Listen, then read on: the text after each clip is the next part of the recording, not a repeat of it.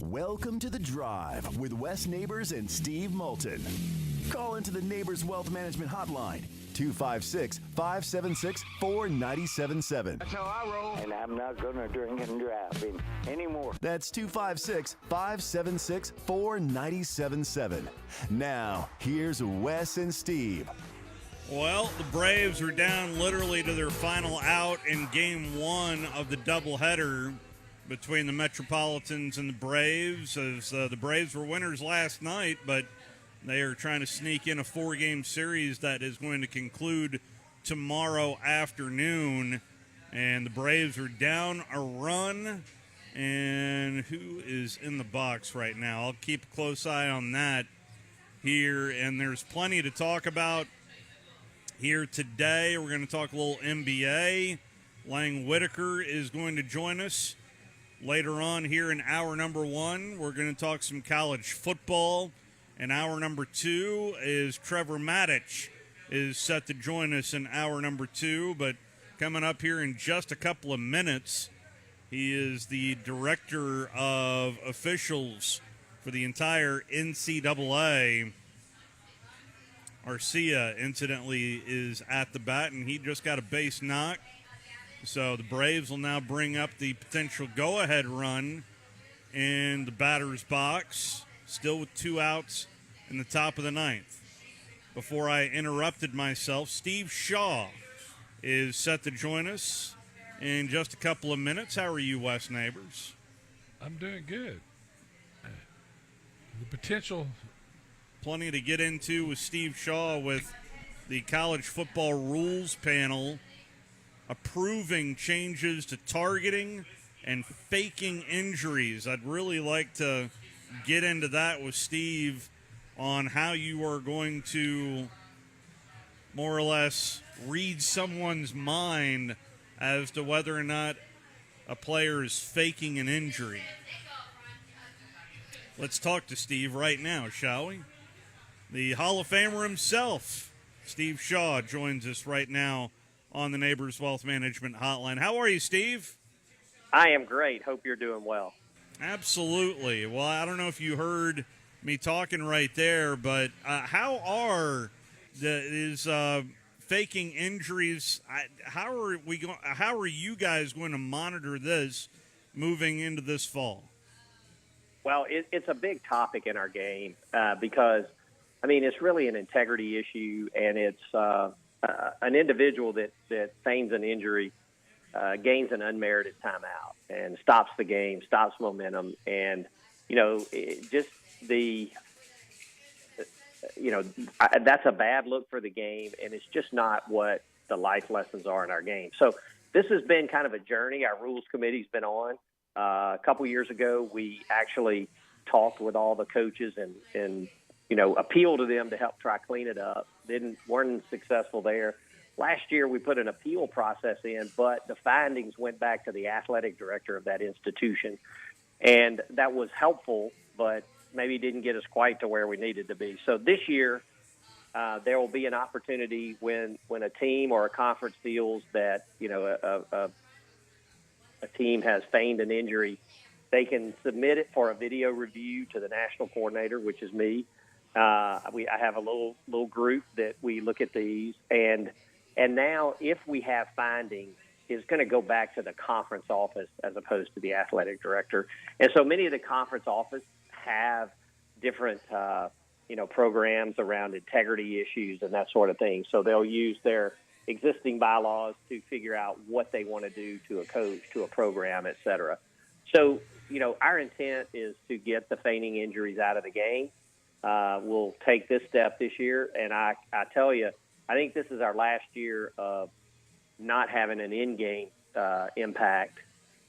We're hopeful this works. If this doesn't, I think next year we'll have an in-game impact. Probably the most discussed item is that you have to sit out longer than one play. So is it a possession series? How long is it? That would be all up for debate. But I think this is our last shot to try to get it taken care of through, the coaches and setting expectations within their team that we're just not going to feign injuries. Well, I mean, if a guy's hurt enough to stop the game, he shouldn't be allowed to go back in anyway, right away, if he's really hurt enough to lay down. Yeah, But, and I think you make a good point, Wes, that if we were inventing the game today, if a player went out with an injury, we would probably think he ought to stay out longer than one play. But that has evolved over the years. If you go back, because I did a lot of this for our rules committee, if you go back into the early years of our game, around the turn of the century in the 1900s, if you were injured in a game and you had to be taken out of the game, you had to stay out the entire game. You could not come back if you were injured. Now, it was a very different game back then, right? So we've really gone through a lot of iterations with injuries. But one of the things that this is not, this will not be a judgment by our officials. Our officials will never make a judgment, is that player really injured or not. They just can't do it. If a player goes down and presents as injured, then our officials are going to stop the clock for an injury timeout and give that player full protection. They can't do anything else. There's no way that official can make a judgment. We can suspect or whatever, but if they go down, we're going to stop the clock. I mean, so if they go to, I mean, some of this has been brought on too now by teams going so fast. And I've gotten hurt before, and if you have 15 to 20 seconds, you'd be surprised how your ankle's hurting like hell and you can't barely walk, and you walk it off and it feels better enough for you to play. Whereas the team's already up there ready to snap the ball. I get why the guy doesn't get up, right? Yeah. So some of this has been brought on by the offenses going, in my opinion, too fast. Well, there's no question that the tempo creates opportunity for this. And where it looks bad for the game is not when a guy goes down during the play. That happens. But it's where, they make a first down, the defense hustles back to their side of the ball, and then a player falls out. I mean, those are the ones that really look bad. And that we really – we all laugh about these. I've got one play that from last year. We looked at a bunch of plays in the rules committee, but you can tell, you don't know for sure, but there was a coach on the sideline. You can see him being very demonstrative. And the defense was in a bind. The offense had just made a first down. They were hustling to the line. There was only 10 defenders on the field. On the top side of the formation, there were 2 receivers and only 1 defensive back. So the defense was in a world of hurt. And then you see the coach, being, you can't tell what he's saying, but you can see his shoulders moving. And then 2 players, a linebacker and a safety, just absolutely drop at the same time. And then the coach puts his hand on his head like, not both of you, man. And it's funny, but it's really not, because that's an integrity issue. And you're absolutely right. And so we're going to work. We're hopeful that this new change about the appeal going back to the conference office, will put a little more. I mean, the expectation is that the coaches share with their teams, look, we're not going to feign an injury. That's not what we're about. And make sure that the team understands it, the coaches understand it, and set that expectation. That's what we're trying to get to. And we want, if a player's hurt, they should go down and get assistance. Absolutely. But not feign an injury. Well, yeah. And so by taking them out for 5 minutes of the game, like a penalty box, just put it up there. Their number and the amount of time they can't go back in, and that time's done. Yeah. Well, we've had, the in-game discussion has been around, a player having to stay out for that entire possession series, but giving the coach an opportunity to use a timeout after, they've been out one play to allow them to buy them back into the game. So that's been talked about. But the flip side of that is there's a lot of the medical people that would say that it gives, an incentive for a player that's really hurt, needs to seek assistance, but doesn't want to sit out the whole possession series. Then they may try to stay in the game. And so nobody wants to create They've been doing that for 100 years, though. I know people that. get hurt every play. They're staying in. They're not. I wasn't coming out. Right. Yeah. There's no question. So really, I think where we are is if this begins to take care of the problem, where the conferences get involved, then we're in good shape. If it does not, if it doesn't solve it, then I think we will be into an in-game situation. Whether it's a time, number of plays, a possession series, there'll be some sort of additional time to sit out of the game. I think that's the next step and where we're headed. They ought to have to go to a penalty box with the doctor. Well, I'm not sure we're ready to go to the hockey, kind of deal. But I think most people lean to the possession series that they would have to sit out, because then you don't have to count plays, you don't have to watch the clock. You kind of know when that possession series is over, then they can come back. So, but I don't know where we're going to go. I can only tell you where for sure we're going this year. Well, they'll be floundering at the 5 then a lot still, if it's just that possession, right? Well, but it looked like a bunch of flounders flopped out of a cooler. If they do it, and the conferences invoke, their, some of their issues or penalties that they have in their, in their by guidelines, then that may have an impact on it. A coach sees, that's imposed on him, and the other coaches are going to see that. I mean, and that's the thing, that anytime a coach, gets any type, issue, then, people take notice of that. And, if it's harsh enough, a coach would say, all right, I don't want that, so we're going to make sure we take care of it. But it'll be interesting to see. There's been a lot of other discussions. I mean, just to your point, is the tempo, where are we with that? And from a tempo standpoint, are there any other things from an adjustment that we need to look at? So I think that'll be continual discussion around that from a rules perspective. So what about, Steve, as far as the NCAA, is it your opinion that the conferences now have more power than maybe the actual NCAA now? Well, or are they working well together?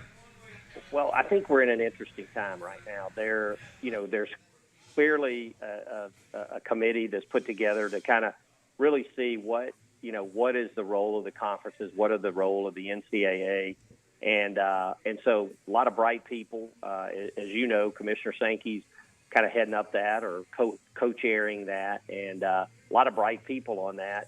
And I think there's some things that need to change. And I think we've got the right people taking a look at that. And, from an officiating perspective, our game is, it can't be much more exciting. We continue to look at the player health and safety perspective of things.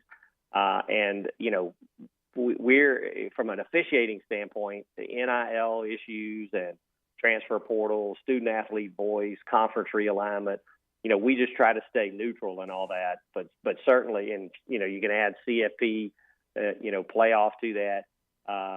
We're ready to go when they're ready to play the games, and that's really what we're focused on.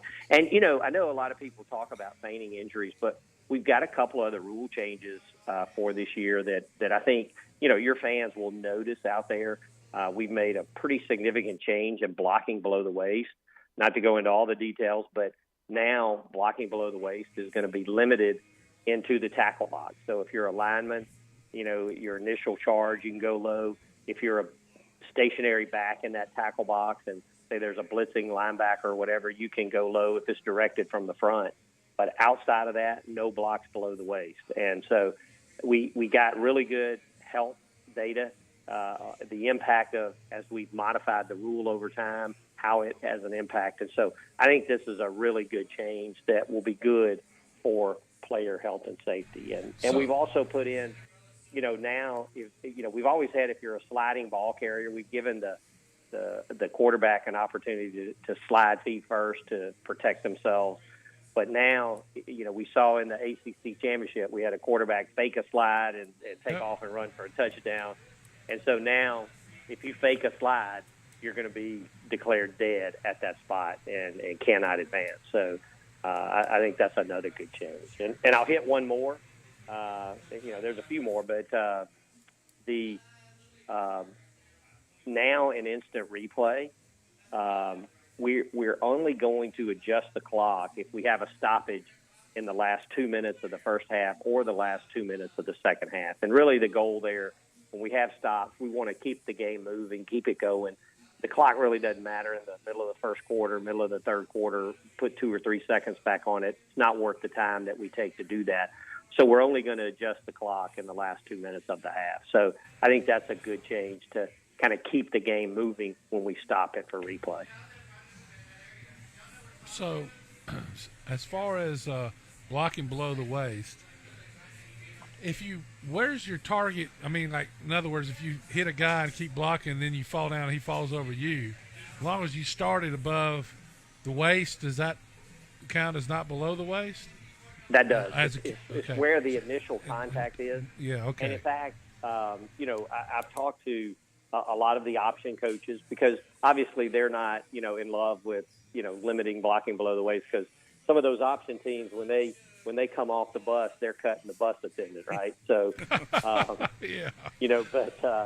But a lot of them are really looking at ways that they can make initial contact high. One coach talked about a shirt tail to shoelace block where you make initial contact just above the waist at the shirt tail, and then you're able to go low.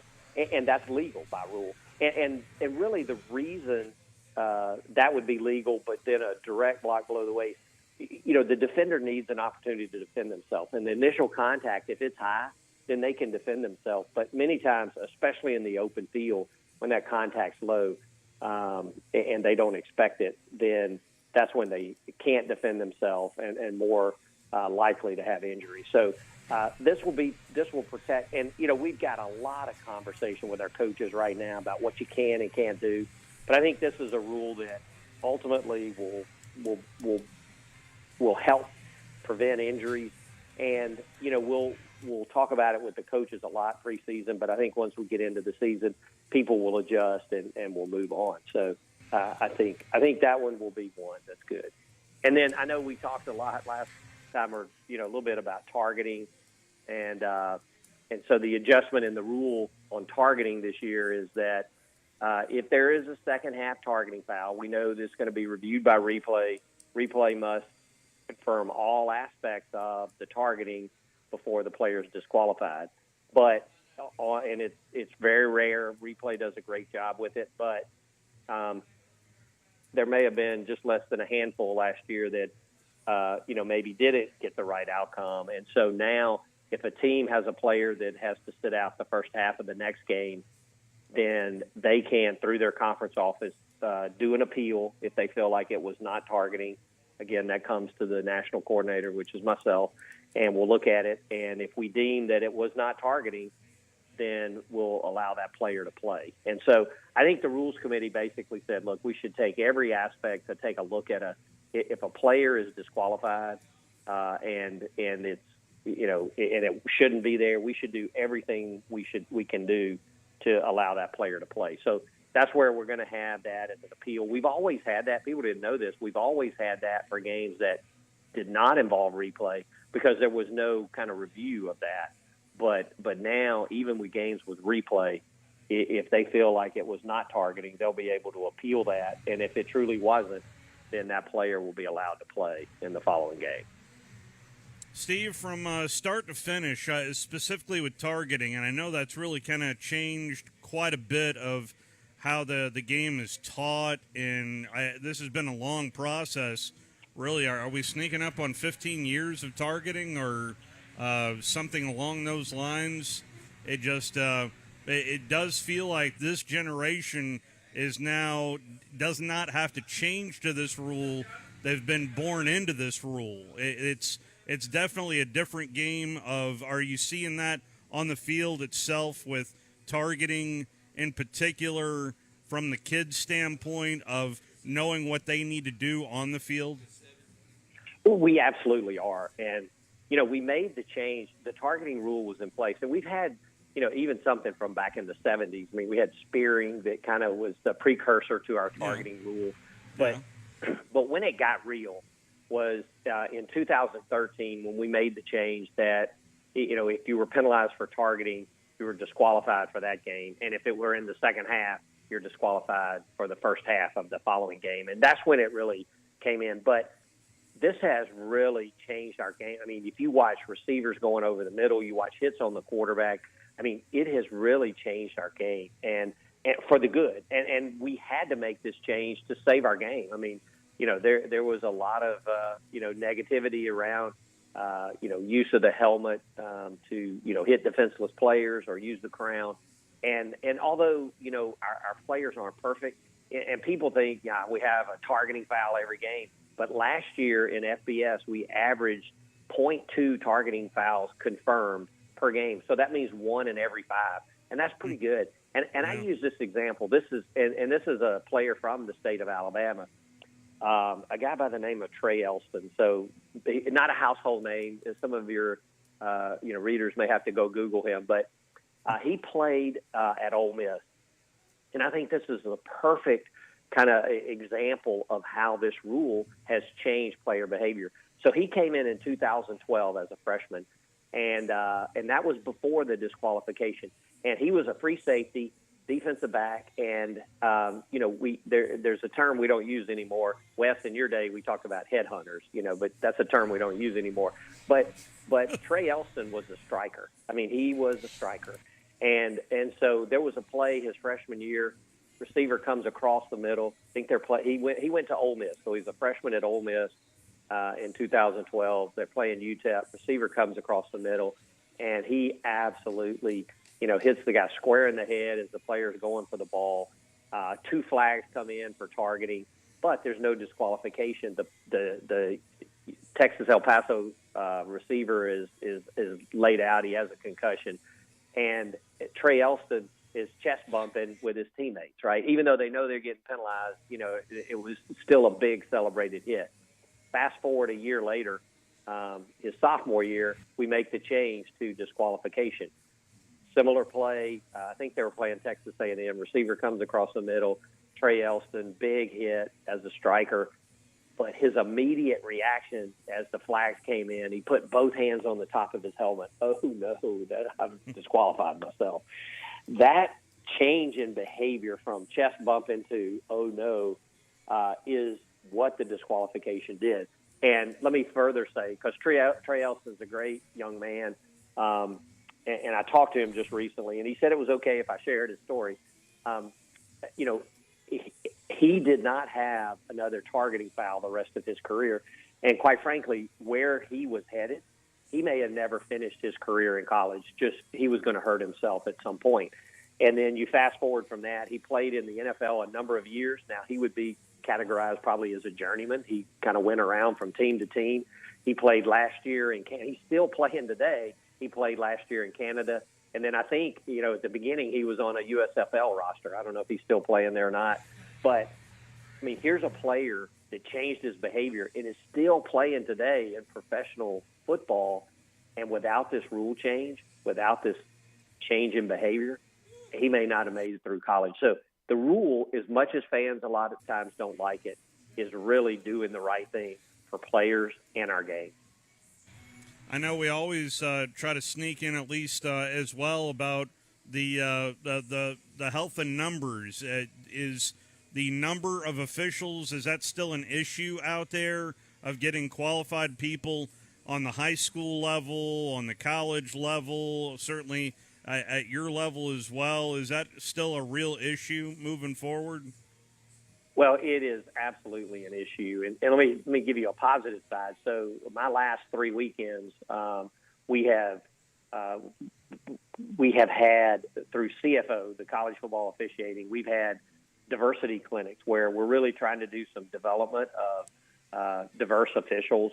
We went to Clemson, was one at Penn State, and then this past weekend at Cal. So we did kind of one in the East, in the Midwest, and out West, and so we're working. Our coordinators are working to develop, continue to push not only diversity but develop officials. And so, from a Division I perspective, we're in really good shape right now. But I would tell you, at the high school level, we've been talking about a number of years. There's a crisis brewing. Well, high school now has declared it. There is a crisis. Teams want to play on Friday night. They can't play all their games on Friday night. They have to play Thursday. Some are even having to play on Saturdays. because they can't get enough officials. And so it's something that we're all really looking at. It's not going to hurt Division I, but it could begin to start to have impact in D3 and even D2. And so one of the things that the National Association of Sports Officials did a survey of high school officials that retired after the COVID year, and their thought was that COVID kind of pushed them over the edge, and that was kind of the end. And so they did a survey, why did you retire? It was amazing. The bulk of the officials retiring said it had nothing to do with COVID. It was the unsporting behavior of fans, coaches, players, and that they had kind of gotten to the end of their rope on that. So we are working. We've got some initiatives that, in fact, I'm going to be with a meeting with the National Federation. We're really trying to do some things to recruit and really retain young new officials, but they're not coming in our game in numbers. And if you watch high school games, those guys are getting older and older, Yep. and some are retiring, and it's a crisis now in high school. And so we're going to work with them to see, what we can do from a development standpoint, from a recruiting standpoint, and a retention standpoint. I mean, that's the most important. If an official, and you got to find out, is it for them? Do they like it? Can they survive in it? But if all that happens, if they make it through 3 years, then they've got a chance to kind of stay for the long haul. But those first 3 years can many times, and it even goes back to, I'd encourage your fans. I mean, if you're at a Pee Wee game, don't lambaste the officials. That's there to develop players, to give them. I mean, I know some people think every Pee Wee game their college scholarship is riding on it, and it's not. It's really developmental opportunity, and we should just kind of back off the officials and not really go at them. But you've probably all been to a Pee Wee game, and there's a fan that are just riding the officials, and that's what hurts us when you have a young official and they just finally say, I don't need this. We lose good people. So I appreciate you asking. That's something that we're all looking at right now. Well, yeah, it affects every sport. I mean, just across the board. So happy to go there because I bump into so many good officials calling high school basketball and calling high school football games, and a lot of them have done it since the 80s. And you're right, there are so many that are starting to get on that precipice of, heck, I just called a softball game, and the guy told me this is his 45th year calling balls and strikes. So they're very valuable, but you're right, they are aging. Absolutely. So give your local official a pat on the back. Absolutely. Well, a pat on the back for you, sir. I appreciate you hopping on with us as always. Don't do it while they're on the field. They'll throw a flag, though. Absolutely. Thank you, Steve. I appreciate you hopping on, sir. It's always my pleasure to be with you guys. Thank y'all for what you do. That is the National Coordinator of Officials, Steve Shaw, joining us on the Neighbors Wealth Management Hotline. Always learn a little bits and pieces of information in that area of emphasis moving forward this fall. Always so important to these teams getting ready for regular season play coming up this fall. It's sad that I think you ought to there's a fine line of telling the official how you feel and being just a total turd. And you don't have to agree with the official. You just don't have to. I mean, how many times have I, just thinking about it, said, "Oh, that's not a holding penalty," and run it back, and it is. Yep. So I mean, those guys have a tough job. I think they ask too much of them, and you read about, I guess, a lady official got punched the other day. I mean, what? Yeah. Come on. So you need to take care of your officials for sure. We won't have any. Well, Vegas just came out with updated odds on who is going to win the Southeastern Conference Football Championship. Interesting numbers, not only at the top, but maybe some value in the middle of the pack, maybe. We'll go through that on the other side as we're live here at the Furniture Factory Bar and Grill. We'll be right back. You're listening to The Drive with Wes Neighbors and Steve Moulton on 97.7 ESPN The Zone.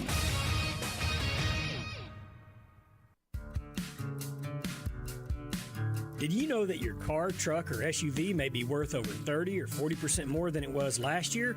It's true. Bobby White back again for Woody Anderson Ford, and we'd love your trade-in for a personalized custom factory order on a 2022 Explorer, Expedition, Ranger, or F-150. You'll get exactly the color and options you want, and Woody Anderson Ford will save you 5% off MSRP, plus you'll get any additional Ford factory rebates. Or if you need a new ride today, choose a Ford Blue Advantage certified pre-owned vehicle.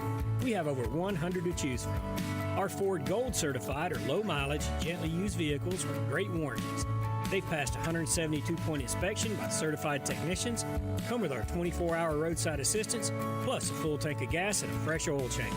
At Woody Anderson Ford, whether it's a new order or a pre-owned, we promise to always do the right thing. Corner of George and Sparkman, hope to see you soon.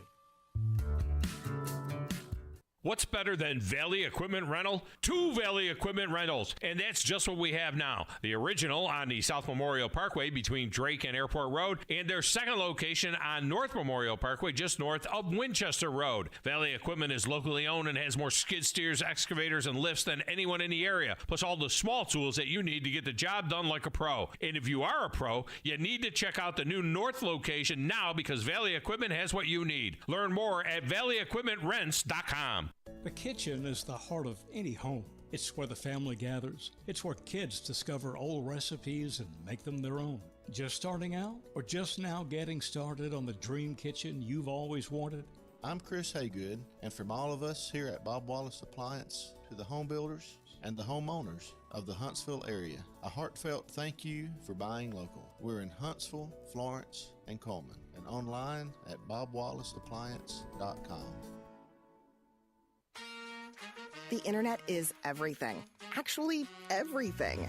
And with WOW Internet, everything is good. Good streaming, good shopping, good gaming. And with an extra reliable connection, it's all good all the time. Get super fast gig speed internet from WOW for only $49.99 a month. Plus get $300 on us when you sign up at wowway.com. Wow, that's good internet. Wow. Limited to new customers with autopay and paperless billing. Subject to change. Terms apply. This segment of The Drive is brought to you by Woody Anderson Ford, located online at woodyandersonford.com with two locations, Hughes Road in Madison and Jordan Lane in Huntsville.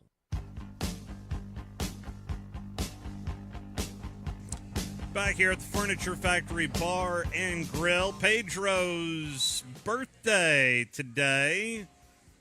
We'll talk more about that here in a mere matter of moments. The Southeastern Conference Championship odds have been released by Vegas. Your odds-on favorite, the Alabama Crimson Tide at a minus 140. Then it's Georgia at a plus 110. 20-1 odds, two teams at 20-1 odds. Ole Miss and Texas A&M. So the Ole Miss Black Bear Rebels, Land Sharks, have the same odds as do Texas A&M at 20-1. Then at 40-1, three teams with the same odds at 40-1. That is LSU, Auburn, and Kentucky, all at 40-1. In other words, Vegas is saying that Auburn has a better odds than does Arkansas, Florida, Tennessee, Mississippi State, South Carolina, Missouri, and Vanderbilt. Arkansas's championship odds are at 50-1. Florida is at 75-1. Tennessee and Mississippi State have the same odds at 100-1. South Carolina at 150-1. Missouri at 500-1, and Vanderbilt is at 1,000-1. Those are your championship odds that were released today out in the desert. But just interesting that Tennessee and Mississippi State have the same odds, and Auburn is getting some value along with LSU and Kentucky, all at 40-1. But your odds-on favorite are those pesky Crimson Tide bunch down in Tuscaloosa. Jen is here with us from the Furniture Factory Bar and Grill. How are you, Jen? Hey, I'm fantastic. How are you? Doing real well. Always good to see you. Happy Tuesday. Absolutely. It's always fun to be here. Ooh. And before the rush in the crowd, huh? Yeah. It's a little quiet right now, but I've been given a little tip that it's going to be cray tonight. So it was a little crazy when I first got in here. Was it really? So this is kind of the calm before the storm? Yeah. That's what I've heard. I've heard tonight.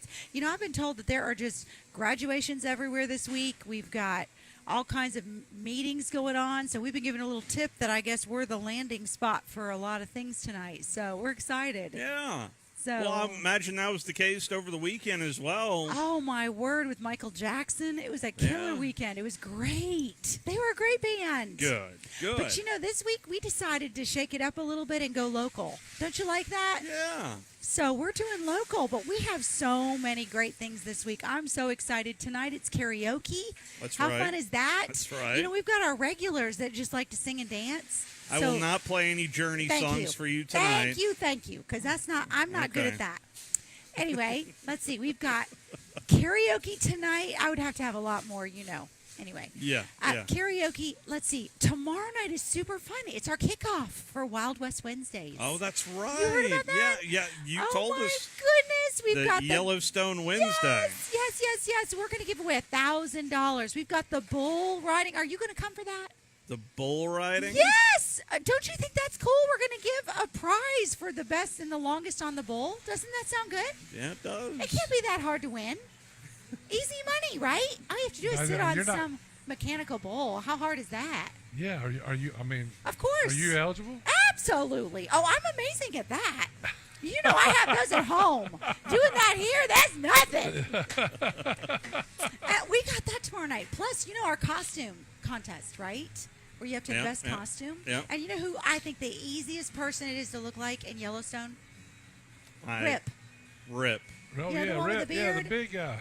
With the if all you have to do is you just wear really nice aviator sunglasses, and if you darken your beard and make it really dark, and you wear a really cool jacket, jeans, and cowboy boots, you're Rip. You're in with a hat. Isn't that cool? And all you got to do is say the train station or the bus station. Oh yeah, right. So we got that. Steve, you might be going to the train station. Oh, we got $1,000. We're giving away for all these costume, Yeah. choices of Yellowstone fun people. I'm gonna be back. That's tomorrow night. Tomorrow night, yes. Oh, and that'll we've got be fun. wings and tots. Does that sound good? It does. Everybody come eat some country music, country line dancing. How great is that? Yeah. Great specials. We've got the Jim Beam people coming, and they're going to be doing all kinds of specials and tastings. Plus, we have the Yellowstone. They have their own alcohol, so we've got a great line of Yellowstone. So we got so many fun specials tomorrow night. It's going to be one of our best nights. So I was here Friday before the Michael Jackson concert, but I saw some tape of after. He was awesome. Was he not? I know. I was. Wasn't impressed, it? It brought me back a while. Yes. Yeah. He was great. So, I don't know. It was a fun night. So I So told him it's Saturday? local. It's local this weekend. How fun is that, yes. right? Who's coming in? Oh, we got some fun ones. So Friday night's Kingfish, Big Daddy Kingfish. He's a favorite. Yeah. And then Saturday night's Groove. So we thought we would go local Groove's this 80s? weekend. Uh-huh. 80s? Oh, yeah. Isn't that There great? you go. Dance music. There you go. You can't go wrong with just having just a great Oh, local weekend yeah. where we just bring in our favorites. Does that sound good? Oh, absolutely. Sounds like a Yeah. plan. So anyway, if people want to reserve tables, they can do so. They can go online, thefurnitureFactoryBarGrill.com. They can call me if they want to have extra special treatment. We've got a great VIP area. We have 3 of those this weekend. Yes. So they Beautiful can call place. me, 256-426-1989, and I'll take care of their every need. How's that? That sounds good. So Boom. we've got that. So it's going to be a great weekend, a great local weekend. Plus, we've got bike night, right? Always. You love bike night. Always on Fusion Thursdays. Barbecue, they are just amazing. They're kicking it out of the park. So we're going to do that this weekend, too. So it's just a great week at the factory. At the factory. Always at the factory. That's right. There's always something going on here. I know. Live Yes. music, great food, and we're fixing to get slammed tonight. Yep. FurnitureFactoryBarGrill.com if you happen to be stuck in traffic on 565, just come get swing on by. Oh, yeah. We've got Pedro's great Authentic specials. Mexican Feast about to get served, yeah, huh? that's right. Kick off here in about 20 minutes. I know, right? Doesn't that sound good? Yes, it does. I think it's fixing to be a great week here. Thank you, Jen. You're welcome. Thank you. Let's take our final time out, and we will talk a little NBA with Lang Whitaker on the other side. You're listening to The Drive with Wes Neighbors and Steve Moulton on 97.7 ESPN The Zone. The world champs are back. The Braves are out to defend their world championship. And behind Matt Olson, Ronald Acuna, Dansby Swanson, Max Fried, and this loaded 2022 roster, a repeat is within reach. Here goes Ozzie, 2-2 on the way, hit well. Deep center field. Might have ourselves a tie ball game. You betcha. And we'll bring you every huge moment of the Braves 2022 season right here on the Atlanta Braves Radio Network.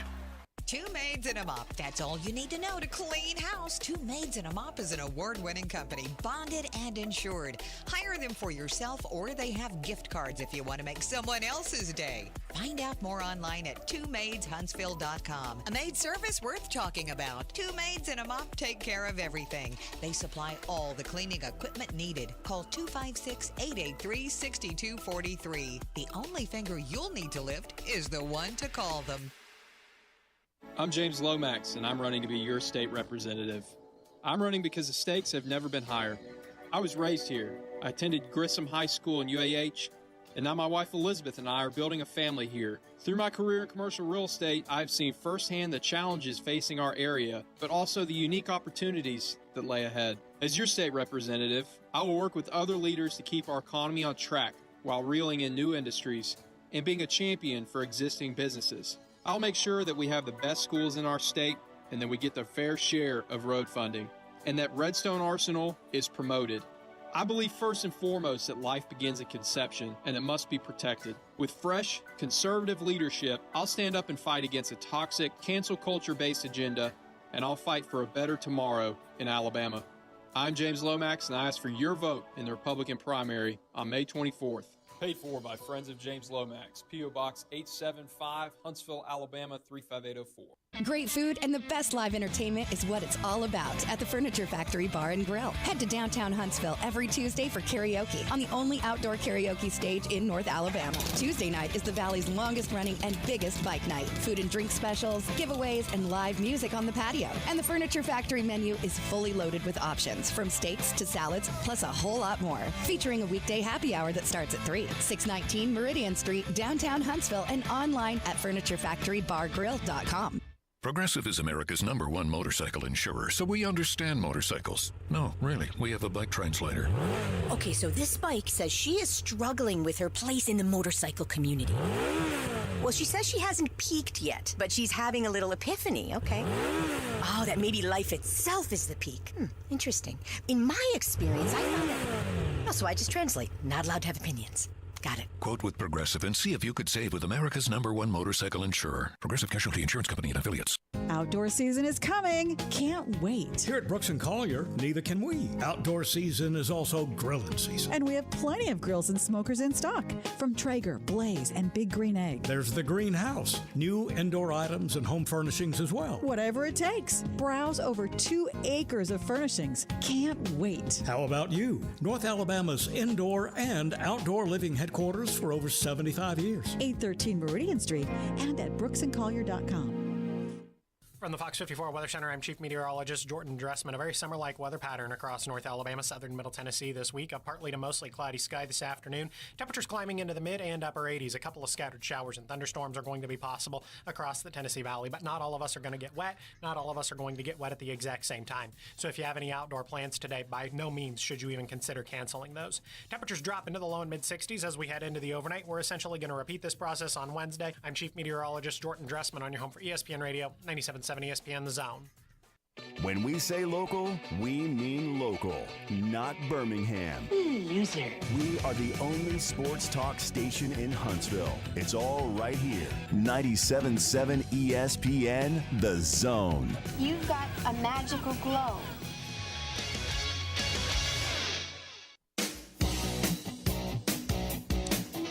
here at the Furniture Factory Bar and Grill. It's about 3 hours and change to our west, but boy, if you had an opportunity to sneak on over an 8:30 tip-off time between the 3-seed Warriors of Golden State and the 2-seed of the Memphis Grizzlies, I would imagine that is the place to be tonight here in the Deep South as we head over there. And Lang Whitaker is kind enough to join us. Lang, what's it like there in Memphis right now? Well, people are fired up. There's a band playing outside my office on the plaza outside the arena. And, we still got, a couple hours till tip-off, so I'm imagining Beale Street's about to get kind of crowded right now. Yeah. Considering that first game in particular, gosh, do you expect all these games to be like what we saw in Game 1? I would imagine so. I mean, these two teams are pretty well matched. The Grizzlies beat the Warriors 3 games out of 4 in the regular season, so I think they feel pretty confident heading into this series. And that one was really back and forth. And Draymond Green got ejected, but Jordan Poole almost finishes with a triple-double for the Warriors. So I think the Grizzlies kind of feel like they probably let one slip away there, and they're out to get one back, hopefully tonight. So what a magical season it's been. I mean, if you really think about all the rebuilding that has been taking place really over the 4 or 5 years, and I know we haven't seen a run like this since Memphis, since 2013, I think, comes to my mind. So it's been a long time coming.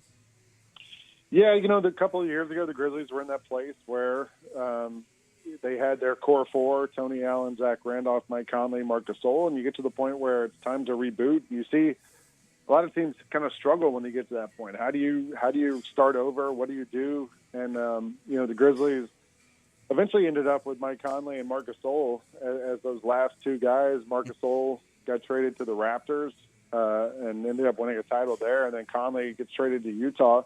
And instead of having to go through that long period where you're trying to figure out what's next and all that, like we see teams go through, the Grizzlies got lucky and finished second in that lottery and got John Morant, and that really accelerated things. They had Jaren Jackson the year before.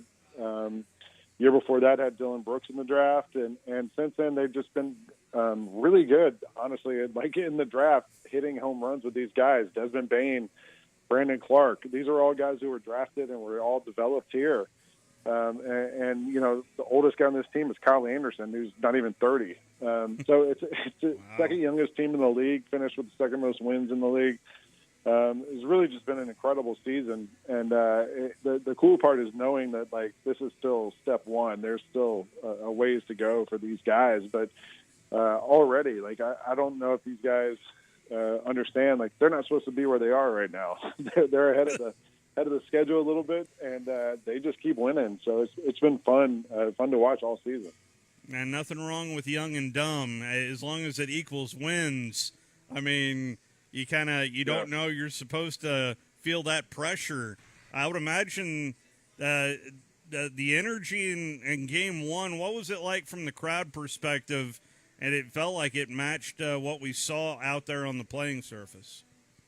Yeah, it was crazy. The people here in Memphis, with the Grizzlies being the only pro team in town, the Grizzlies are the big thing here. And, you drive around the city and you see flags in people's yards and stickers on the cars and all these different things like that. The Grizzlies are by far the biggest thing here. So I think people in this city were really fired up to see what was going to come of this team. I think probably heading into this season, the Grizzlies started 9-10, and early on it looked like it was going to be another rebuilding year. It was going to take some time to find their footing, and then all of a sudden they flip a switch and become a top 5 defense and a top 5 offense, and the rest of the way, that was really when this city kind of grabbed hold and had been clinging to it ever since. John Morant becomes a starter in the All-Star game. Bane and Jair are getting talked about for most improved player. Taylor Jenkins is in the mix for coach of the year. Jaren Jackson's in the mix for defensive player of the year. It's just been remarkable all season to see them develop and grow and get to this point. And the city has been a big part of that. And I think the players understand that. And that energy kind of goes back and forth between the players and the fans. Where have you seen Ja grow the most in his brief time in a Grizzlies uniform? Yeah, I mean, it's only his third season, and he's already in the MVP talk. I think really the thing that I've seen this season is he still doesn't have that jump shot like a Steph Curry has, but nobody does. He's more confident in that jump shot. This year, he's gotten really good at scoring in the paint, and that's something that Taylor Jenkins talks about all the time. It's a point of emphasis for this team is points in the paint. He wants to outscore teams in the paint. And Ja, despite being 6'2", has become really adept at finishing in the paint. That's floaters and layups, and every once in a while he'll dunk over somebody like we saw in the last round against the Timberwolves. But he's really good at getting in the paint, getting a shot off, getting to the line, and the more he gets in the paint, the more people collapse on him, and he can kick it out to the 3-point shooters. And I just think Ja it's amazing where he's come. He was a 0-star high school recruit, and now he's where he is. And he's just a perfect fit for this city too. He's from South Carolina and went to college in Kentucky. He's a Southern guy. His family's Southern, and he's in a basketball city in the South. And the people here have embraced him. He's embraced this city. It's been a little bit of a love fest there, and it's just been fun to watch. And knowing that he's still 22 years old. Like there's a lot that we're going to see a growth from him, and he's older than Jaren Jackson. Jaren Jackson's also 22.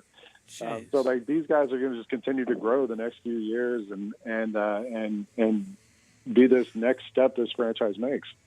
Well, there's so much of experience plays such a pivotal role, and there's no doubt that the experience leans heavily towards that 3 seed and not that 2 seed. So that old saying of a series really doesn't start till a road team wins a game, and we saw that in the first game. Is what is it going to take for Memphis to regain that home court advantage? Well, one of the bigger issues I thought in Game 1 was that not only did Jordan Poole just kind of go crazy, but then Dylan Brooks and Desmond Bane never really got going offensively. And those are your 2 big wing scorers. Those guys hit 3 3-pointers between the 2 of them in that game. And the Grizzlies need those guys to get going offensively to kind of open things up. Draymond Green defensively makes a big difference, but him not being out there didn't really, to me, make that big of a difference for the Warriors. If anything, it kind of let them play smaller and faster, and that's the way the Grizzlies want to play. So I think tonight you're going to see them work harder to try and get those other guys involved offensively and get them going. Jaren Jackson loves playing against this Warriors team. I think he'll have another big game, and so will Ja. But really, it's just getting those other guys contributing, I think. And also, Zaire Williams missed Game 1 with a knee injury. I don't know his status yet for tonight, but when we played the Warriors in the regular season, he was a big part of those games. He guarded Steph Curry in a few of those games. And I think having him as another healthy body, and Steven Adams is still out with he's on the health and safety protocol list. And once you get him back, that'll be a big addition to this team too. Klay Thompson, how does he compare to Klay Thompson 1.0? It feels like he has got a definite definition. Well, after that, the big rehab that we've all well documented, how is his game translated? I would say he's not quite there. He's probably like 80% of what he used to be. I mean, offensively, the jump shooting, that's probably the easiest thing to translate. It's just when he gets an open shot, he can knock those down. I think a lot of people forget. People forget defensively. He was a first-team All-NBA defender. He was the reason that Warriors team was so good defensively on the perimeter the last few years. And him not being able to play defense the way he was before, to me, that's the most obvious when you watch him play. Like he's fine. He's good. He's just not elite like he was previously. So I think that's the big thing with him. But the shooting looks good. I mean, he did miss 2 free throws at one point down the stretch the other night, which was sort of unfathomable. But I think, once he continues to get his legs under him next season, maybe that defense comes back the way it was. Offensively, though, he looked like he's right there. Was it the Phoenix-Dallas series is just fascinating to me. And to see what Chris Paul especially did in that first round, going perfect from the floor, it amazes me what Chris Paul is still capable of doing. Yeah, me too. I don't really have an answer for that. I don't know how he does it.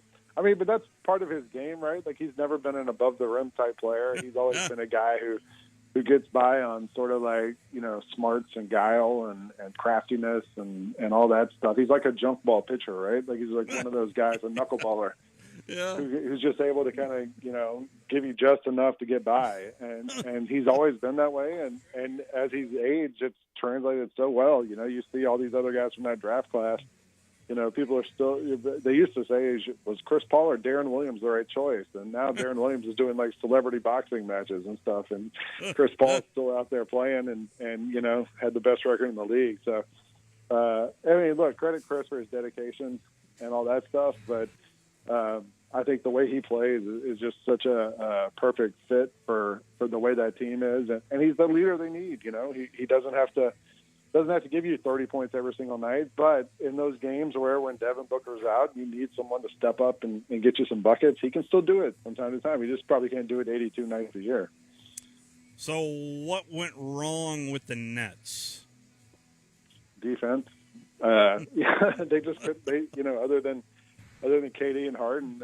Earlier in the year, Harden, but other than KD and even when Kyrie got back, they could score like crazy. They just couldn't stop anybody, and I think. We've seen those other teams through the years that put together a big three or whatever. And, it's the big three are great, but then you need 4 through 8. And I think with the Nets, especially once you got past like 4, 5, 6, it started to really decline and it kind of left them. This is not where they wanted to be, I guess. And they needed a guy like a PJ Tucker or one of those kind of guys who's been around for a long time who can come in and play some defense, get you some stops, that kind of thing. So I wouldn't be surprised if they keep it together next year. And I think they probably thought Ben Simmons was going to be that guy who could come in and play defense for you.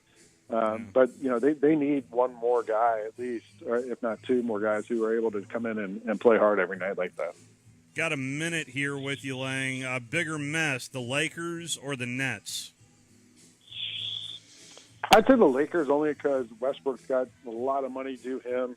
If you're the Nets, keep Kyrie, keep Kevin Durant, and you can build around those guys. That's LeBron, his clock is ticking. Westbrook's got a crazy contract due next year and wasn't really a good fit. And Anthony Davis was hurt all season. But I think a lot of teams would rather be in either of those situations where they are right now. It's just not great for what they were hoping for last year, I think. Yeah, well, Lang, everybody seems to be chasing the Milwaukee Bucks, and boy, did they make a statement in Game 1. I know they're getting ready to tip it up against the Celtics, and they look like they are heating up at the right time. Yeah, Giannis is unbelievable, He really is incredible, and I think they were kind of coasting through the regular season, and now they're about to turn things up to another level. Well, enjoy the atmosphere, enjoy Beal, and at least this broadcaster right here, very jealous of where you're going to be tonight rather than me watching the game here tonight. But I appreciate you hopping on with us, Lang. Yeah, no problem, Steve. Thanks, man. That is Lang Whitaker. We're going to rejoin Wes Neighbors to the program on the other side of this Sports Center timeout. As Trevor Maddich. Doing a good job. Trevor Maddich will join us on the other side. Braves-Mets just started Game 2. Our latest zone deal is upon us. Log on to 977ESPN.com for Gunner's Landing. 2 rounds of golf for the price of 1, including a cart. Gunner's Landing is one of the Tennessee Valley's finest golf experiences. Just 35 minutes from downtown Huntsville, Gunner's Landing's 18-hole championship jewel is open to the public 7 days a week. Gunner's Landing offers you a golf experience like no other. Log on now, 977ESPN.com. When I chose a garage door company, I did my homework. I needed Precision Overhead Garage Door Service. They have a 5-star Google rating. I checked their reviews and liked what their customers had to say. Precision Overhead Garage Door has lifetime warranty packages. Same-day service if I call before 2 p.m. If they can't make it the same day, my service call fee the next day is waived. They did a 25-point safety inspection on the door and operator. Now that's peace of mind. Residential, commercial, and gate services. Precision Overhead Garage Door Service. Call 256-400-4500. WZZN, Union Grove, Huntsville, Alabama. 97.7 ESPN, The Zone. This is SportsCenter.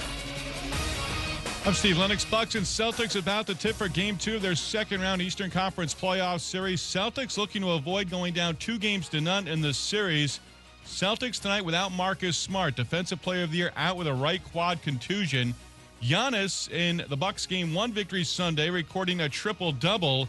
ESPN NBA analyst Tim Legler on what the Celtics face in this series with Antetokounmpo on the other side. He physically does things to you defensively that you really can't prepare for. Your personnel doesn't make up for it. Now, Boston, they're as good as it gets defensively in this league. They tend to flood the paint on penetration. They don't let guys get hung out to dry on an island. So Giannis, they're sending guys. The problem is he's so strong. His stride is so long. He plays through all of it.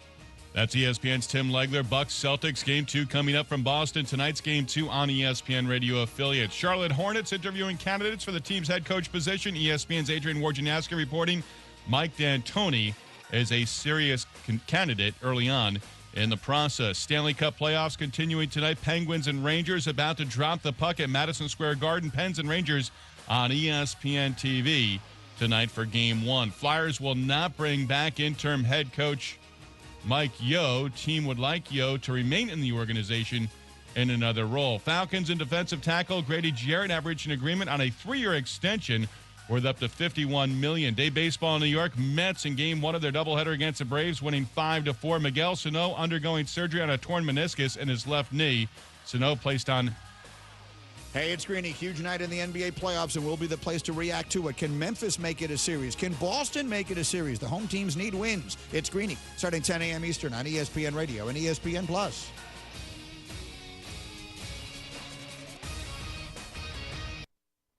97.7 ESPN, The Zone. Welcome to The Drive with Wes Neighbors and Steve Moulton.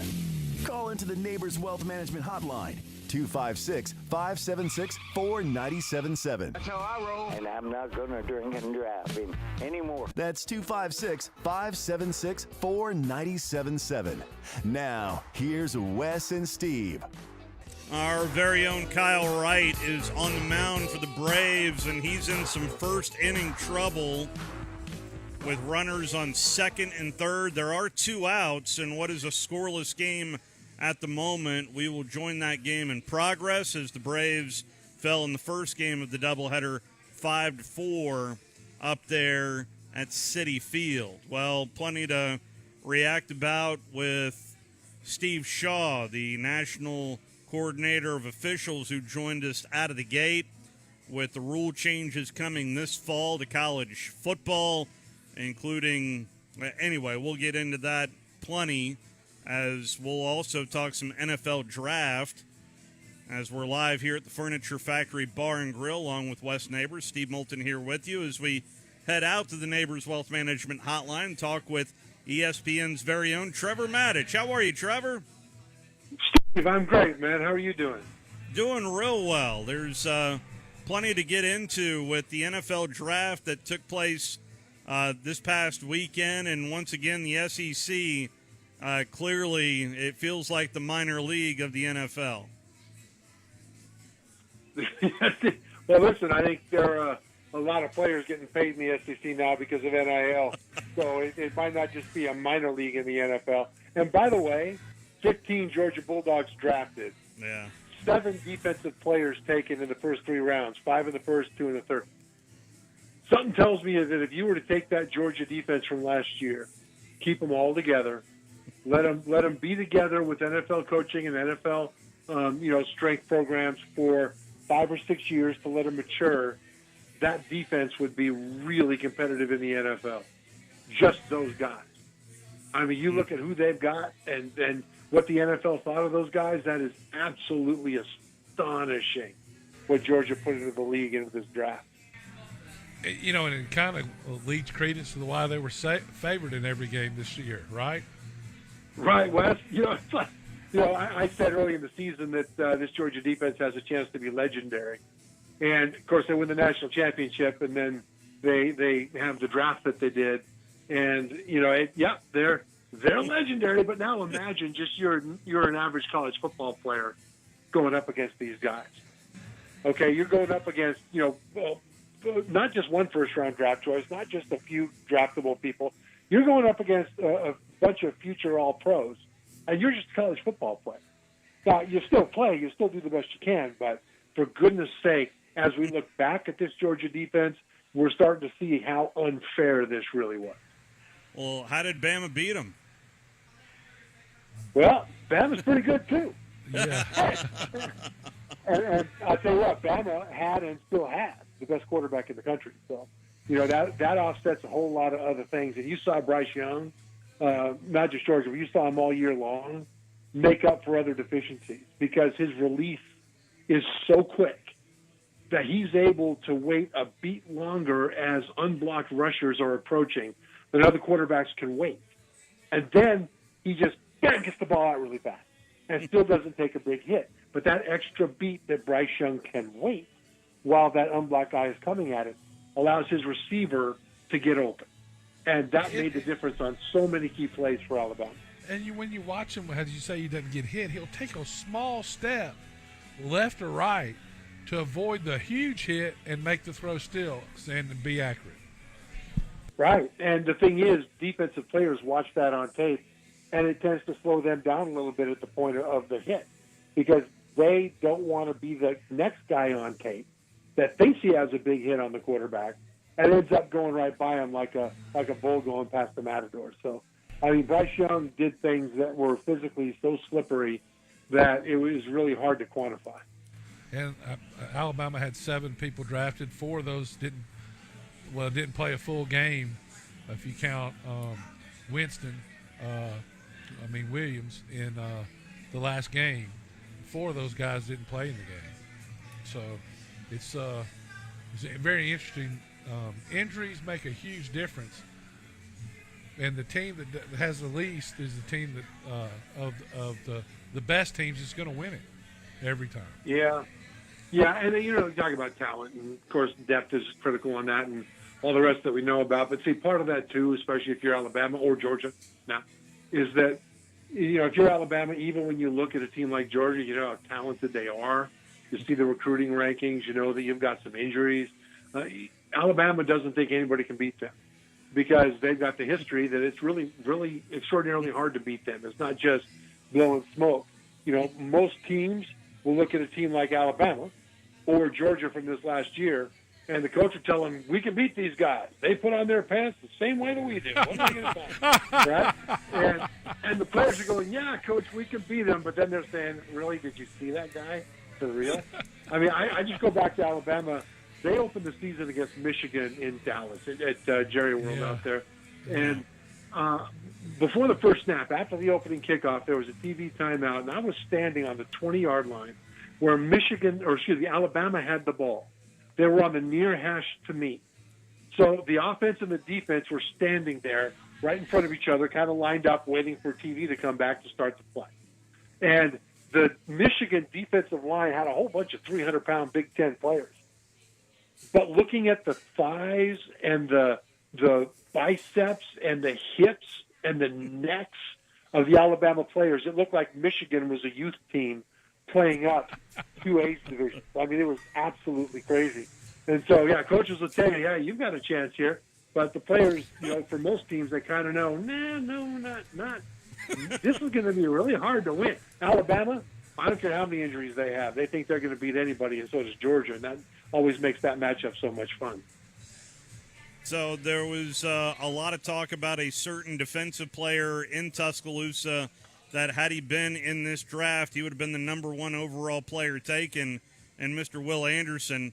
So I'm going to go ahead and put you as GM in charge of the Atlanta Falcons and put the Falcons on the clock for the first overall pick of the 2023 NFL Draft. You going Bryce or you going Will Anderson? Well, you're going Bryce, unfortunately, because it's a quarterback, and as long as he has the same kind of season that he did last year, then I think they'd have to do that. Right now, Marcus Mariota is their starting quarterback, and then they drafted a guy, but out of Cincinnati, I think it was, right? Yeah. Yeah, didn't they draft? Yeah, and so, but anyway, no, I think they kind of got to go there. But you know what I would do? I would take Will Anderson. I would absolutely take Will Anderson. Quarterbacks in the first half of the first round, I am mostly opposed to taking them on principle. I think you're better off taking a position player that has a better chance to be a high impact player. Now, if you hit on the quarterback, then you've got your franchise quarterback for the next 10 years. But go back and look at the Super Bowls from the last 12 years or so, and look at who started in the Super Bowl for each team. And what you'll find is that if you count each one of them once, only count Brady once, only count Eli Manning once, that kind of a thing. Yeah. If you just count them once, you see that you have about the same odds of having a quarterback start for you in the Super Bowl if you take him in the first half of the first round as you do if you take him in the back half of the first round, not in the first round, or didn't draft him at all. You got him some other way. Now, the statisticians out there will tell you that there's a whole lot more quarterbacks taken in that second category after the first half of the first round. So there's a lot more opportunity for somebody to step up, but at the same time, it's still kind of a roll of the dice for those quarterbacks. Whereas Will Anderson is not a roll of the dice. I mean, Tua right now still has to prove that he's a franchise quarterback, doesn't he? I think he is. I think he can be. I think this year with the talent they put around him, he's got a chance to really flourish, but he still has to prove it, right? Well, any quarterback has to. Will Anderson will be a game wrecker in the NFL from day one. And I'll tell you this, I played 12 years in the NFL. I would hate on my best day in the NFL to have to face the Will Anderson that Alabama is going to roll onto the field in 2022. Wow. Yeah. No, I mean, there was talk during the spring of, so where's Will Anderson getting better? And then, I wouldn't hear a definite answer out of Nick Saban just because that's a very high bar that is already there for Mr. Anderson. Nick Saban said, period, is they don't have anybody that can block him. Yeah. They got him out of the game But here's where you get better, though, right? Is he going to get faster, more explosive? Well, you know what? Physically, he will be a little bit better because another off season in that strength program is going to make him a little bit better. And by the way, the scientific nature of the strength program at Alabama is just astonishing. The way that they use technology and computers and they measure power and, they just don't have you doing squats. They measure the actual BTUs of the power of the squats that you're doing or however they do it. It's just really amazing. They measure individual muscle groups on one side of your body and the other. So your left thigh and your right thigh, for example, to see if there's a little bit of a disparity and you're kind of using a stronger side to support the weaker side. Well, they're going to build up that weaker side and make it less likely you'll be injured. So all kinds of things like this are going on behind the scenes that will make Will Anderson better. But where he'll get better for the most part is recognition. You never know too much. You never understand too much about what offensive game plans are about. And as a defensive player, the more you know about an offensive game plan, the more it becomes second nature rather than having to think about it, the faster you can play. And so I expect Will Anderson to get better this year just because of that. That's scary. That's a scary scenario right there. I know it. To think about that. Number 31 getting more elite. That's scaring at least 13 more SEC squads thinking about that here this fall. But, boy, with we already done, it's hard enough to read too much into a spring, Trevor, but I would imagine with the transfer portal, it's made it even more difficult to figure out exactly what we're going to see in the fall. Yeah, because there's so many new players that have to plug in to key roles. and the thing is, it's not plug and play in football. It kind of has a better chance to plug and play in basketball, and it's pretty simple to plug and play in baseball compared to football. That's not to disparage baseball, but football is so much dependent upon chemistry and even choreography between players. And so just bringing in a guy that has a lot of talent won't necessarily make you better. It might make you more talented, but a worse team. If he doesn't fit into the scheme, if he doesn't fit in with his teammates, and if the chemistry is harmed by it. And you see that happen from time to time. So, that's one of the reasons Michigan State was so brilliant this last season. I mean, nobody thought they'd bust the grape last year. They turned up to be, very highly ranked for most of the year. And it was because Coach Mel Tucker was able to use NFL principles to bring in transfer portal guys and then get those guys to play together. Now, part of that was knowing exactly what traits he wanted. For example, he knew what he wanted in a running back. And so he went and got Kenneth Walker out of Wake Forest, not because Walker was the best running back out there, but, he wasn't at the time. He was pretty good, but he became much better. But because the traits that he had would fit into exactly what Coach Tucker and his staff wanted to build. So that's something that that helps with that transfer portal. Still, there's a lot left to be done so that the way the transfer portal combined with NIL has created chaos doesn't create even worse chaos. And it's going to be really difficult and really tricky to do it because now it's not just the schools that are trying to manage the situation. The schools have ceded power to create the situation to courts and politicians.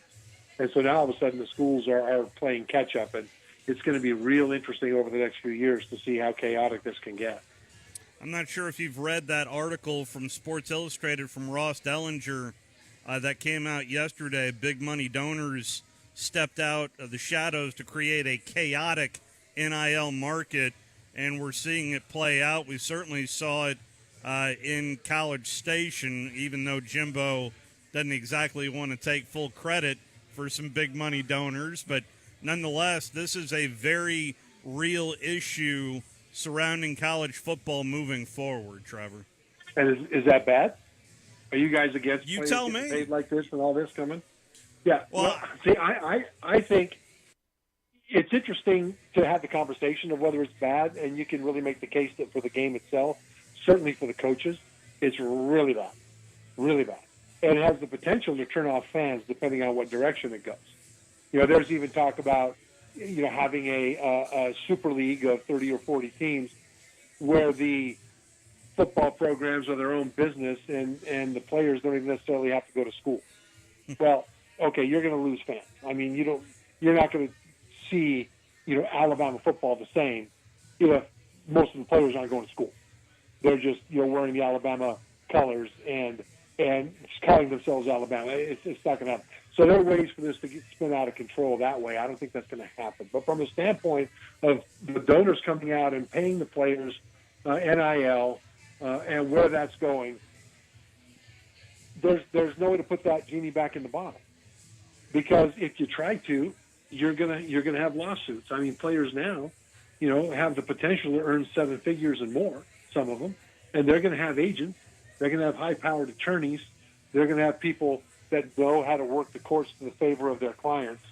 And all of a sudden, you won't be able to restrict it anymore, especially since in the Supreme Court case ruling that allowed this NIL thing to kind of explode like it has, one of the justices, as a side note, said that the concept of schools paying players was not addressed in that case, but that if schools were not allowed to pay players, that might also be an illegal restraint of trade.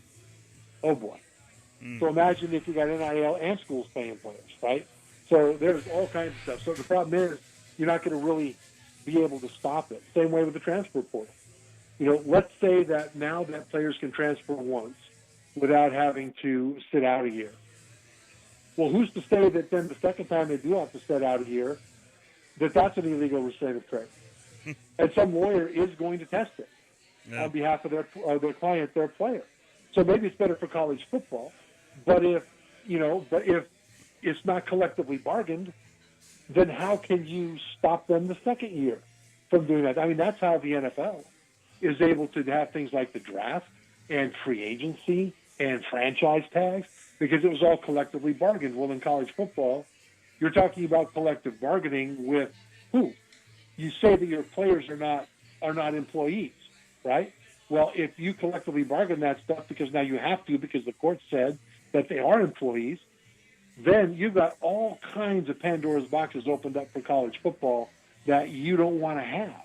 So I think schools will be, and really the NCAA, meaning college presidents who control this stuff, would be less likely to fight a challenge to that second year or that second transfer having to sit out a year, right? Or conversation now is about how they could take the transfer portal and just allow it to be open for just certain specific times over the course of the year so that you don't have chaotic transfers 12 months out of 12, right? Well, that could be, and probably would be ruled, an illegal restraint of trade also.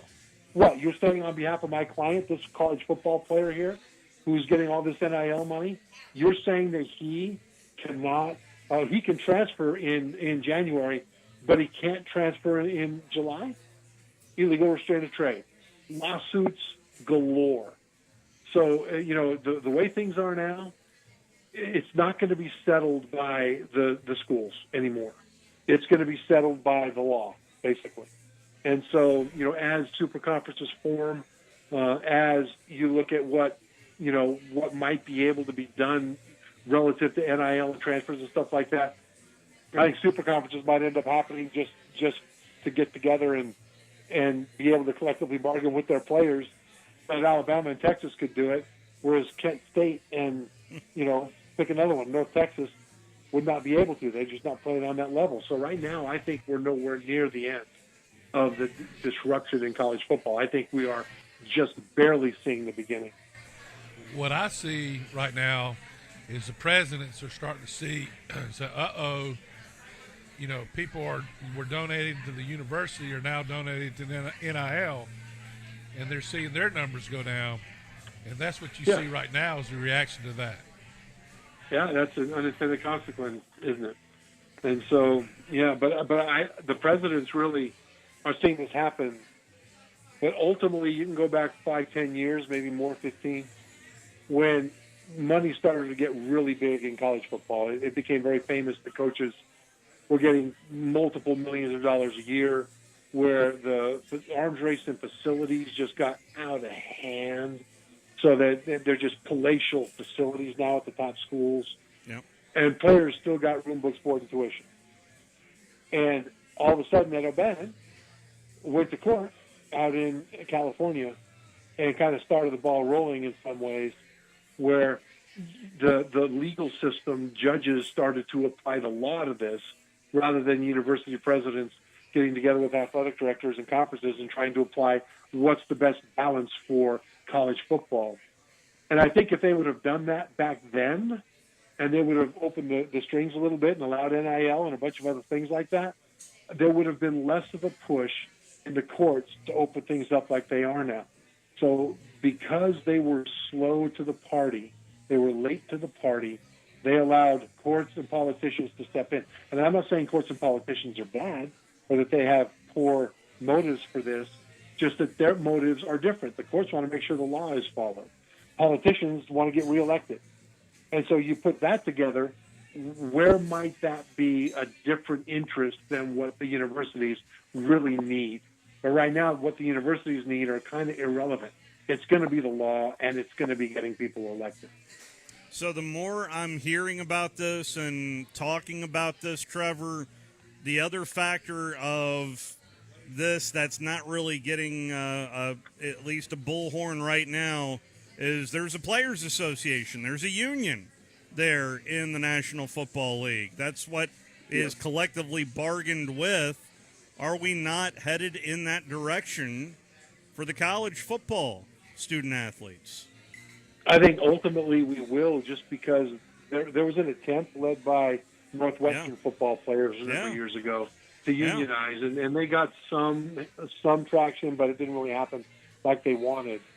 But I think the next time it happens, it's going to be more of what they wanted, because now just the state of affairs in terms of the money flowing through the game and the nature of the concept of an employee versus an amateur. And so that may happen. But if you unionize, now think about this.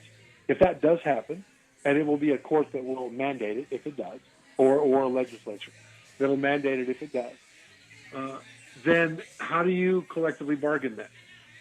It would kind of have to be either individual schools or conferences, or forget conferences, and it will have to be that super conference where they'll all get together, and then their players will be considered employees, and they will collectively bargain. And that will be the Alabamas and Texas and Georgia and Ohio States of the world, theoretically in this hypothetical. But that would leave another 100 schools behind in Division I that would stay in the same kind of model that we're in now because they can't compete there. But there will still be, from a law standpoint, the same things applied there. And so now if you've got North Texas, let's say, that has a rich benefactor, they have a billionaire alum that says, I want North Texas to be able to do everything that Texas is doing, even though Texas is in the super conference and North Texas isn't. Yep. The law's not going to be able to stop him from doing it if they're allowing Texas to do it, right?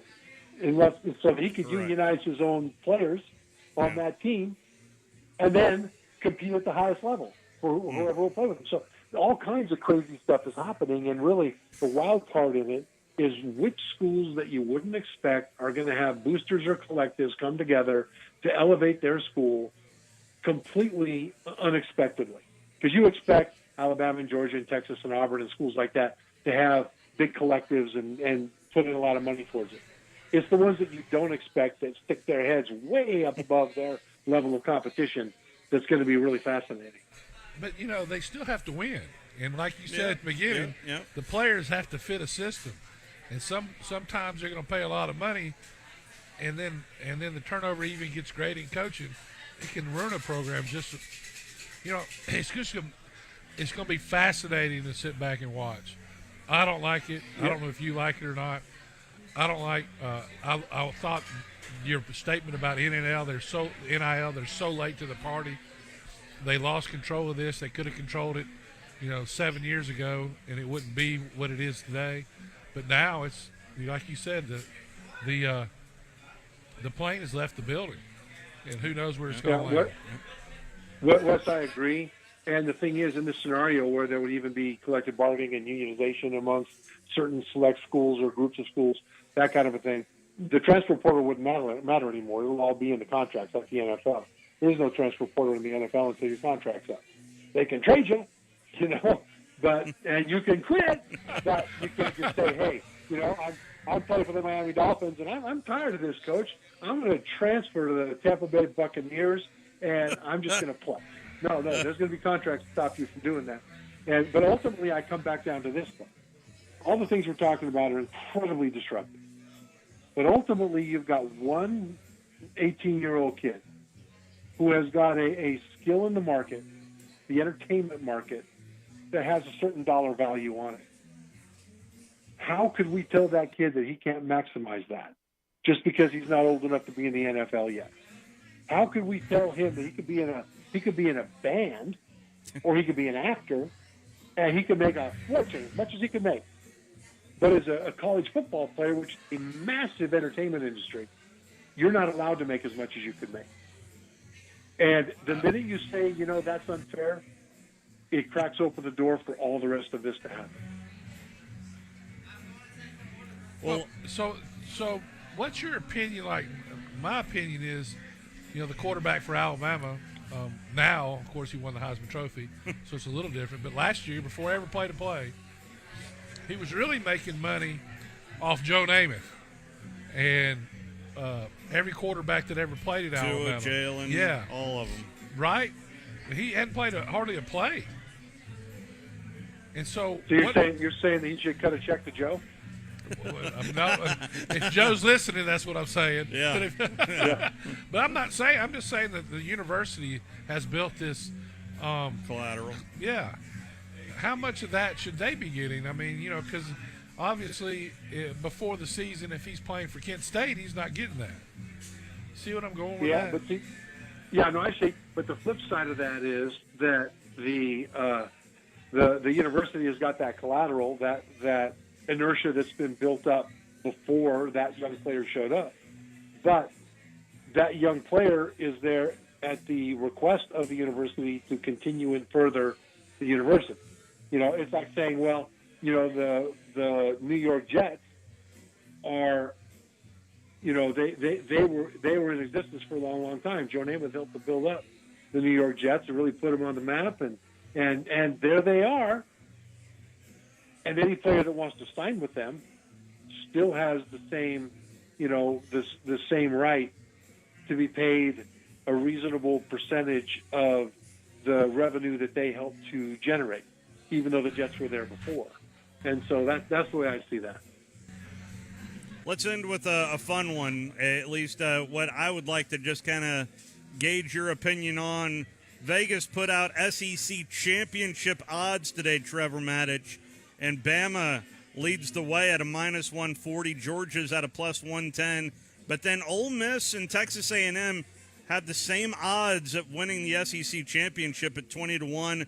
Then the same odds for LSU, Auburn, and Kentucky at 40-1. Any of those strike you that I tell you those odds? I think Alabama at number 1 is fair. Georgia has been recruiting so well that they will now have a chance, now that they have thrown the Nick Saban off their back, right? by winning the national championship, they'll now have a chance to show that they can do what Saban's been doing all these years and reload and still be good and not just be a one-hit wonder.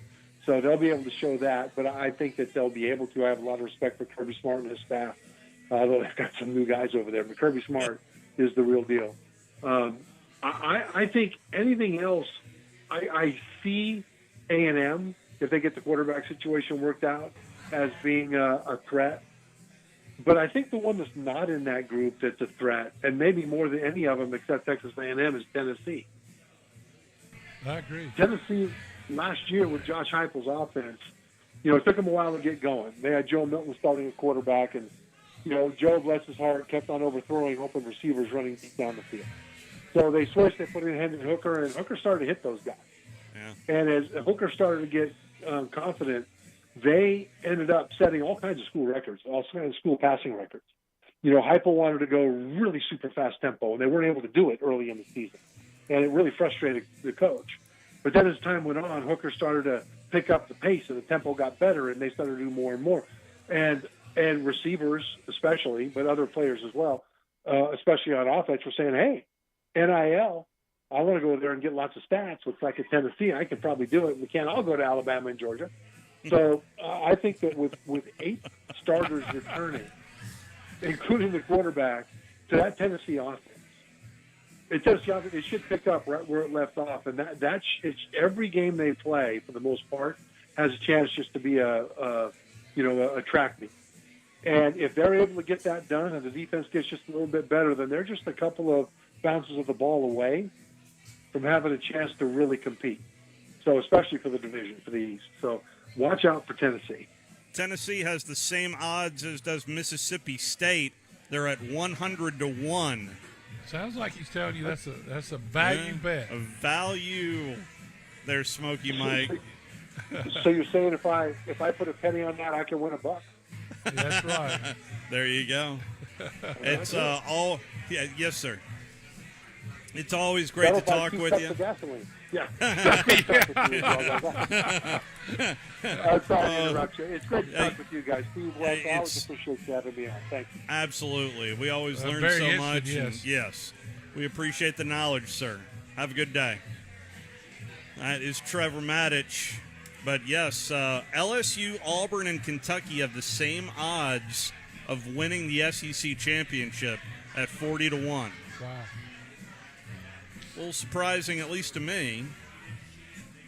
50-1 is Arkansas. 75-1 is Florida. And just told you right there, Tennessee, Mississippi State each at 100-1. So let's take our first time out.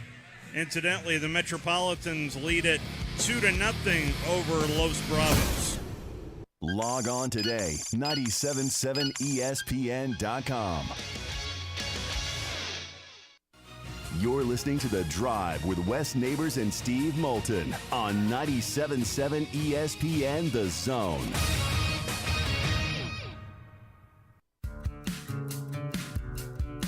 Did you know that your car, truck, or SUV may be worth over 30 or 40% more than it was last year? It's true. Bobby White back again for Woody Anderson Ford, and we'd love your trade-in for a personalized custom factory order on a 2022 Explorer, Expedition, Ranger, or F-150. You'll get exactly the color and options you want, and Woody Anderson Ford will save you 5% off MSRP, plus you'll get any additional Ford factory rebates. Or if you need a new ride today, choose a Ford Blue Advantage certified pre-owned vehicle. We have over 100 to choose from. Our Ford Gold certified or low mileage, gently used vehicles with great warranties. They've passed a 172-point inspection by certified technicians, come with our 24-hour roadside assistance, plus a full tank of gas and a fresh oil change. At Woody Anderson Ford, whether it's a new order or a pre-owned, we promise to always do the right thing. Corner of George and Sparkman, hope to see you soon. The kitchen is the heart of any home. It's where the family gathers. It's where kids discover old recipes and make them their own. Just starting out or just now getting started on the dream kitchen you've always wanted? I'm Chris Haygood, and from all of us here at Bob Wallace Appliance to the home builders and the homeowners of the Huntsville area, a heartfelt thank you for buying local. We're in Huntsville, Florence, and Coleman, and online at bobwallaceappliance.com. You've got to experience Toyotathon at Bill Penny Toyota. They've got the selection with over 700 new Toyotas to choose from. And they've got the extras with Bill Penny perks and a 10-year unlimited warranty. So get on over to Bill Penny Toyota today and experience Toyotathon. Bill Penny Toyota in Huntsville and online at BillPennyToyota.com. Bill Penny's Toyota 10-year unlimited warranty is valid through the 10th year of ownership. Valid on new vehicles only. See dealer for details. Our customers trust us not only to find the right hardware, but to advise them on the technology that makes them more efficient.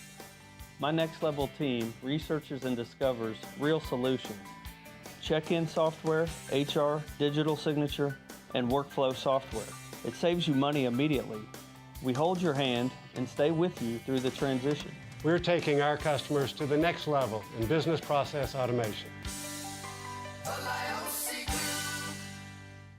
I'm attorney Gary Lackey. You know, you'll hear people say we're like a family, but here at the Lackey Law Firm, that's really true, not just a saying. I'm Justin Lackey. With my father and my sister, we have a special connection to each other. I'm Jennifer Lackey. At the Lackey Law Firm, when we take on your case, you become part of our family. You really do. And we'll always do whatever it takes to get everything you deserve. If you're injured, you worry about getting well, not about paperwork or insurance companies or figuring out how to get to your lawyer's office. I'll come to you. We worry about your case so you don't have to. When you've been injured, we know that your case is probably the biggest thing going on in your life. More important than almost anything else. And it's important to us, too, for one simple reason. Family takes care of each other, and at the Lackey Law Firm, we'll take care of you. The Lackey Law Firm. The Lackey Law Family. 1-800-4RIGHTS. No representation is made that the quality of the legal services to be performed is greater than the quality of legal services performed by other lawyers.